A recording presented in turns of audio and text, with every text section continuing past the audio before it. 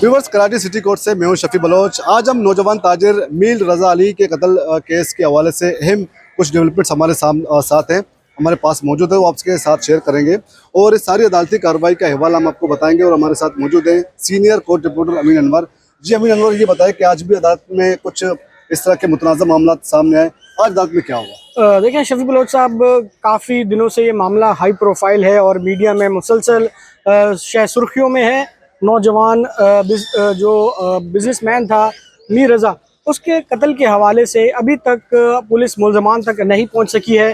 पहले पुलिस जो है वो इन्वेस्टिगेशन को उस तरफ लेके जा रही थी जिससे ये इस्टेब्लिश होता जा रहा था कि ये मामला सुसाइड है, लेकिन अहले खाना की तरफ से शुरू दिन से यही मुतालबा है कि ये खुदकशी नहीं है बल्कि एक कत्ल है। तो उसके बाद हमने देखा कि जब दोबारा पोस्टमार्टम हुआ, कब्र कुशाई की दरख्वास्त दायर की गई और उसके बाद बाकायदा जब दोबारा पोस्टमार्टम हुआ तो उससे ये साबित हुआ कि जो मकतूल है मीर रज़ा, उस पर बदतरीन तशद्दुद हुआ था और उसके बाद जो है उससे बैक साइड से जो है वो गोली मारी गई है और फ्रंट से वो निकली है। पहले यही बताया जा रहा था कि गोली आगे से लगी है और पीछे से निकली है, क्योंकि जो पहली मेडिकल रिपोर्ट थी, पोस्टमार्टम रिपोर्ट थी, उसमें काफ़ी तजाद थे जिसकी वजह से ये मामला दोबारा पोस्टमार्टम की जानिब गया, कब्र कुशाई हुई और दूसरी जो पोस्टमार्टम रिपोर्ट है उसमें ये वाज़े हुआ कि ये सुसाइड नहीं बल्कि एक कत्ल है। तो उसके बाद जो उसके बिजनेस पार्टनर थे मोहम्मद अहमद, उनकी तरफ से एक ज़मानत कबल गिरफ्तारी की दरख्वास्त लगाई गई थी जो 13 अगस्त को यहाँ पर अदालत ने मंजूर की थी। आज उस दरख्वास्त ज़मानत पर समाअत थी, तो आज मोहम्मद अहमद अदालत में पेश हुए हैं। उसके साथ साथ जो मुद्दई मुकदमा है मीर हसन और उनके वकील जिब्रान नासिर एडवोकेट भी अदालत में पेश हुए हैं। और उसके साथ जो इन्वेस्टिगेशन टीम के दो अफसरान हैं जिसमें DSP सिराज लाशारी और जो एक और अफसर है वो पेश हुए हैं। उनकी जानिब से अदालत को बताया गया कि मोहम्मद अहमद का पुलिस फाइल में 161 का स्टेटमेंट लिया गया है बतौर गवाह और अभी तक इस केस में किसी को मुल्जिम नामजद नहीं किया गया है, ना ही कोई मुल्जिम अरेस्ट हुआ है। तो अदालत ने जो दरख्वास्त गुजार के वकील थे मोहम्मद अहमद के, उनसे पूछा कि अब आप अपने जो सीनियर काउंसिल उनके जो खालिद मुमताज़ हैं वो आज नहीं आए थे, उनको बताया गया कि वो इस्लामाबाद में है। तो अदालत ने उनसे कहा कि आप पूछ कर बताएं कि अब क्या वो इस बेल एप्लीकेशन को फर्दर मेरिट पे आर्गूमेंट करना चाहते हैं, दलाइल देना चाहते हैं या वापस लेना चाहते हैं। जबकि जिब्रान नासिर एडवोकेट का ये कहना था कि अगर ये दरख्वास्त ज़मानत जो है वो अलाउ होती है, ये डिसमिस होती है, दोनों सूरतों में फिर मुल्जिम को गवाह के बजाय एज अ एक्यूज ट्रीट किया जाएगा। तो अदालत ने मोहम्मद अहमद से भी कहा कि अब आप इंटरम बेल पे हैं, यानी कि आप अबूरी ज़मानत पे हैं और अब आपको पुलिस के साथ इन्वेस्टिगेशन में ताउन करना है। जब भी पुलिस आपको बुलाएगी आपने जाना है स्टेटमेंट के लिए और अब आप पुलिस को बताए बगैर ना ही अपने घर तब्दील कर सकते हैं और ना ही शहर से बाहर जा सकते हैं। तो अदालत ने उनको ये हिदायत की है और 24 तारीख दी है फॉर फर्दर आर्गूमेंट्स, क्योंकि मज़ीद दलाइल होंगे और उस दिन अदालत को बताया जाएगा कि ये दरख्वास्त ज़मानत मेरिट पे चलाई जाती है या वापस ली जाती है। तो इन्वेस्टिगेशन अफसर जो थे उन्होंने एक बात तो अदालत में आज वाज़े कर दी कि इस केस में जो है वो 36 लोगों के जो स्टेटमेंट लिए गए हैं वो बतौर गवाह लिए गए हैं और अभी तक इस केस में कोई मुल्जिम अरेस्ट नहीं हुआ और ना ही किसी को मुल्जिम बनाया गया है। इन्वेस्टिगेशन अभी कंप्लीट नहीं हुई है और आज जो मेन केस था जो जुडिशल मजिस्ट्रेट शर्की की अदालत में चल रहा है, जहां पर केस का चालान आना है, जब इन्वेस्टिगेशन हो चुकी होगी, मुकम्मल होगी, तो आज अदालत को बताया गया जुडिशल मजिस्ट्रेट शर्की को अभी तक केस की इन्वेस्टिगेशन मुकम्मल नहीं हुई है, फर्दर टाइम चाहिए पुलिस को, क्योंकि नई इन्वेस्टिगेशन टीम आई है और बहुत सारी चीज़ों की इन्वेस्टिगेशन अभी चल रही है। तो उसमें भी अदालत ने 24 अगस्त की तारीख दी है कि केस की इन्वेस्टिगेशन मुकम्मल करके केस का जो चालान है वो अदालत में जमा कराया जाए। मीर रज़ा केस में अब तक की फ़िलहाल सबसे बड़ी खबर यही है कि अभी तक पुलिस मुल्ज़मान तक नहीं पहुंच सकी है। 24 तारीख है, अब मज़ीद देखते हैं कि उस तारीख पे क्या होता है। अच्छा, इस मुकदमे में चूँकि आपने कहा कि कोई नामजद भी नहीं है, कोई शरीक मुल्जिम भी नहीं है, अब तक इसकी तफ्तीश मुकम्मल भी नहीं हुई, तो जमानत कबल गिरफ्तारी के लिए फिर आने का क्या मंतक है, क्या वजह थी? हाँ जी, अदालत ने भी पूछा कि भाई आपको तो पुलिस ने एज अ गवाह बुलाया है और आपका 161 का स्टेटमेंट हुआ है जो कि एक गवाह का होता है किसी भी केस में, तो उसमें मुल्जिम के वकील का भी यही कहना था कि पुलिस बार बार उन्हें बुलाती है और मुसलसल उन्हें बुलाकर 6-6 घंटे बिठाया जाता है और एक दफ़ा तो उन्हें रात 1 बजे जाए वकूआ पर बुलाया गया। तो इस वजह से उन्हें लगता है कि उन्हें खदशा एप्रीहेंशन है कि कहीं उन्हें इस केस में अरेस्ट ना कर लिया जाए, तो इसीलिए वो ज़मानत कराने आए हैं।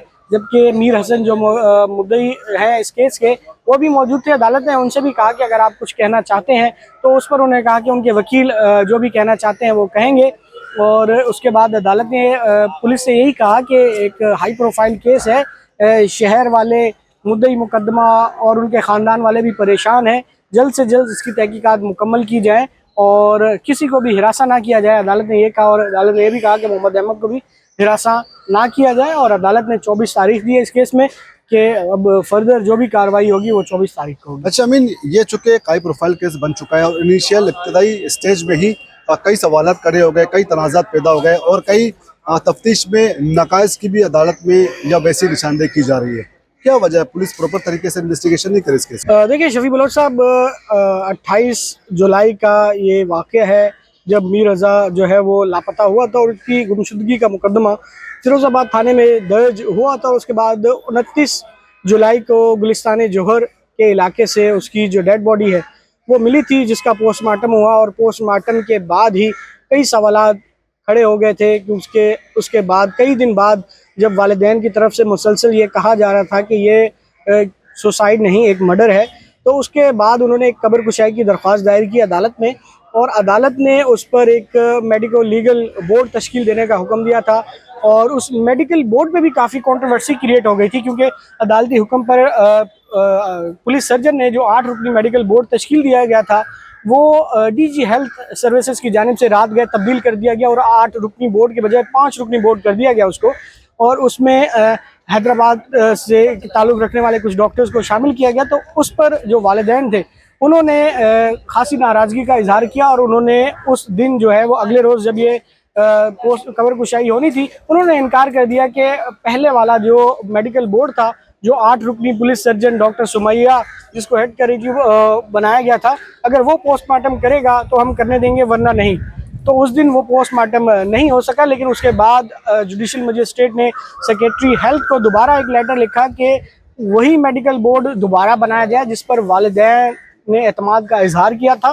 तो सेक्रेटरी हेल्थ की जानिब से दोबारा वही मेडिकल बोर्ड बनाया गया 8 रुकनी। उसने पोस्टमार्टम किया और उस पोस्टमार्टम में चौंका देने वाले इंकशाफात सामने आए, जिसमें एसिड भी बॉडी के ऊपर डाला गया इस हवाले से, और उसके जो मैदा है वहाँ से भी इस तरह के कुछ सिम्टम्स मिले, तशद्दुद के शवाहिद भी मिले और गोली जो है वो बैक साइड से लगी थी, ये भी इस्टेब्लिश हो गया। तो उसके बाद ये इस्टेब्लिश हो गया कि ये एक सुसाइड नहीं तो मर्डर है। लेकिन पुलिस की जो इन्वेस्टिगेशन करने वाले थे उन्होंने वक्तन फ़वक्तन इस किस्म की जो ख़बरें हैं वो मीडिया में आई कि जो फाइनेंशियली तौर पे जो है वो डिस्टर्ब था, परेशान था और उसके ने अपने सोशल मीडिया ऐप्स जो है वो डिलीट कर दी थी और 10 जो है ऐसे लोगों के नाम की फहरिस्त भी आ गई कि उसके उनके कर्जा देना था। उसने एक कोई 5-8 करोड़ रुपए की लेन देन का इशू था। तो तमाम चीज़ें जो है वो उसके बाद मशकूक हो गई। तो अब नई इन्वेस्टिगेशन DIG आमिर फारूकी की सरबराही में बनाई गई है, जो अब दोबारा इस तमाम मामले की तहकीकात कर रही है। आपने ये ज़रूर कहा कि पुलिस की तरफ से जो है वो इस केस को काफ़ी इब्तदा में जो है सही तरह से इन्वेस्टिगेट नहीं किया, ख़राब करने की जो है वो दानिस्ता या गैर दानिस्ता तौर पे आप कह सकते हैं, मुबैना तौर पर जो है वो ख़राब ज़रूर करने की कोशिश की गई। तभी इन तमाम मामले की दोबारा इन्वेस्टिगेशन की जा रही। और अगर पहले दिन से प्रॉपर इन्वेस्टिगेशन टीम तश्कील दी जाती और वो प्रॉपर इन्वेस्टिगेशन करती तो हो सकता है अभी तक पुलिस जो है वो मुल्ज़मान को ट्रेस कर लेती। लेकिन अभी तक ये एक ब्लाइंड मर्डर है और एक भी मुल्ज़िम इसमें गिरफ्तार नहीं हो सका है। बहुत बहुत शुक्रिया अमीन अनवर। ये एक ब्लाइंड मर्डर केस जो है वो बिल्कुल है और इसमें कई नकाइस की भी निशानदेही की जा रही है अदालत में प्रोसीडिंग के दौरान। और इसी तरह मुख्तलिफ हाई प्रोफाइल केसेस में कम बेश यही सूरत देखने को मिलती है कि जब भी मुकदमात अदालतों में जाती हैं सही तफ्तीश तरीके से मामला को डील नहीं किया जाता, जिसकी वजह से ये इस तरह के मुकदमात अपने मुल्तकी अंजाम तक नहीं पहुँच पाते और मुल्ज़मान बेनिफिट ऑफ डाउट मिलने पर जो है वो मुकदमात से जो है वो बरी हो जाते हैं। तो अब तक के लिए इतने, इस हवाले से मज़ीद कुछ अपडेट्स होंगी वो हम आपके सामने शेयर करते रहेंगे। तब तक के लिए इजाज़त दीजिए। अल्लाह हाफ़िज़।